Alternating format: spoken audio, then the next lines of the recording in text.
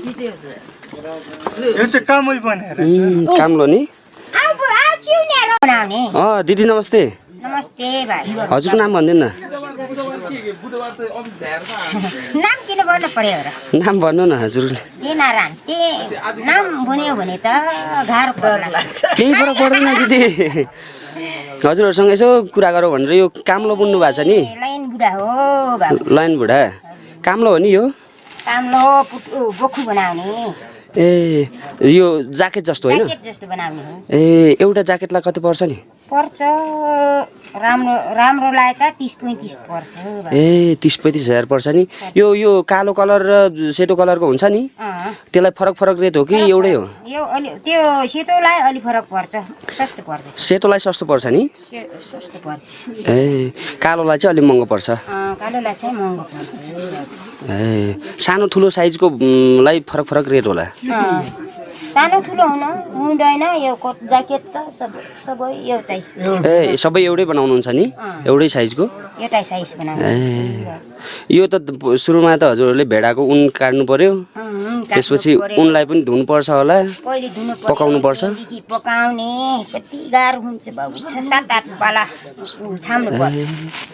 त्यो सुरुदेखि अन्तिमसम्म भेडाको उन काटेदेखि यो बुनिसक्दासम्म चाहिँ कति समय लाग्ला समय लाग्छ खतेर गरिसक्यो भने खतेर गर्यो भने लाग्छ होला एउटा बखु बनाउनेलाई 15-20 दिन लाग्छ होला ए 15-20 दिन लाग्छ निर्ने सबै बनाएर काट्ने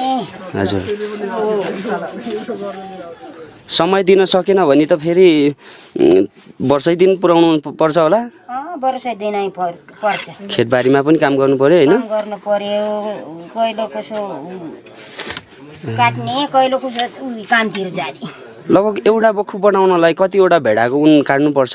12-13 वटा भेडाको उनको बन्छ ए पहिलेदेखि गर्नुहुन्छ होला अरूले पनि गर्नुहुन्छ होला नि गाउँमा त हैन गाउँमा सबैले गर्छ ए एउटा दुईटाले मात्र गर्दैन होला सबैको काम यही हो आजभोलि धेरै गर्दैन भो पहिले त गर्थ्यो भेडाहरू चाहिँ कति पाल्नु भएको छ नि आमा भेडा छैन 200 जति भेडाहरू त माथि नै होला माथि डोलपालीको वनतिर छ ए डोलपालीको वनतिर हैन भेडासँग चाहिँ को हुनुहुन्छ त बुढा छ ए बुढा एक्लै हुनुहुन्छ एक्लै साथीहरू छन् ए कति भयो माथि बस्न थालेको उहाँहरू अब कहिले हो यता फर्किने फेरि तल झर्ने भदौमा फर्किने हो असारमा गएको ए अनि उहाँहरूले खानाहरू उतातिर किन्ने उता खाने घोडाहरूमा लैजानुहुन्छ होला नि त्यही मैकोटदेखि घोडाले लगिदिन्छ ए मैकोटदेखि घोडाले लैजान्छ उहाँहरू आफै गोठ बनाउँदै बस्दै हैन आफै गोठ बनाएर बस्ने हो पालतङ गाएर बस्ने ए जङ्गलमा गाह्रो त गाह्रो हुन्छ होला हैन कति गाह्रो हो हजुरहरू नि जानुहुन्छ होला त कहिले म त कहिल्यै गएको छैन ए कहिले जानु भएको छैन पत्रकारलाई रिसाइदिनु भयो र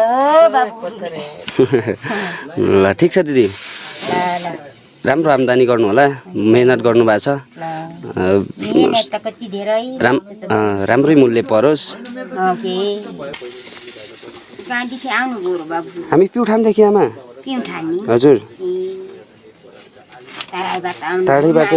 हजुर टाढैबाट होइन हामी त यतिकै तपाईँहरूको गाउँ हेर्न आएको नि हजुर घुम्न आएको तपाईँहरूको गाउँ यसो फोटो भिडियोमा देखिन्थ्यो अनि इन्ट्रेस्टिङ लाग्ने अनि एकचोटि घुमाउँ न त भनेर हजुर पहिलोपटक हो यो राम्रो लाग्यो हजुर राम्रो लाग्यो नि यो बाबुसँग कहाँ भेट भयो उहाँ घोराइतिर हजुर हजुर हस् दिदी छुट्टिन्छु